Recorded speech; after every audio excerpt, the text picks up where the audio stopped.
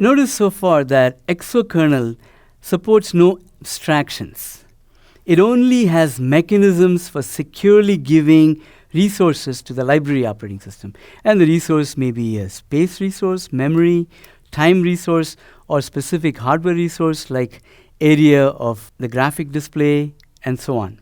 Therefore, exokernel needs a way of revoking or reclaiming resources that have been allocated to a library operating system. Of course, exokernel keeps a scoreboard as to what resources have been allocated to different library operating systems, and therefore, at any point of time, it can revoke the resources that have been given to a library operating system. Sort of similar to a student working in my lab. If he or she graduates, I might say, well, it's time for you to return the key to the lab, and I have a way of revoking that resource that I may have given to a student for use in my lab.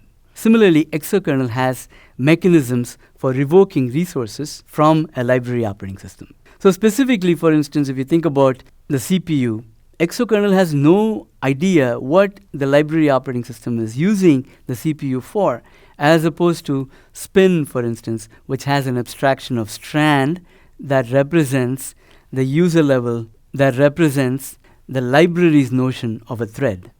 So exokernel has a revoke mechanism for exactly this purpose of revoking resources that have been allocated to a library operating system. And the revoke call, which is an up call into the library operating system, is going to give this library operating system a repossession vector saying, these are the resources I'm taking away from you. For instance, it could say, remember I gave you these page frames? Well, I'm going to reclaim those page frames. And when it gives those repossession vector to the library operating system, it is the responsibility of the library operating system to do what it needs to do in order to clean up.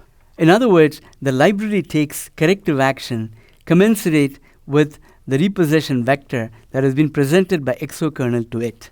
For example, if the exokernel tells this library that I'm going to take away page frame number 20 and page frame number 25 from you, then the library operating system will say, oh, in that case, I have to stash away the contents of those page frames into the disk. So that's the kind of corrective action that the library operating system will have to take when it is informed by exokernel that some hardware resources that have been given to it are being taken away by exokernel. To make the life of the library operating system easier, exokernel also allows a library to seed it with autosave options for resources that exokernel wants to revoke. So in other words, if exokernel decides to revoke, let's say, some page frames from the library operating system, the library could have seeded the exokernel ahead of time that anytime you want to take away these page frames, dump it into the disk. And that kind of seeding allows exokernel to do the work on behalf of the library operating system, so that at the point of revocation, the amount of work that the library has to do in order to do corrective action for the repossession is minimal.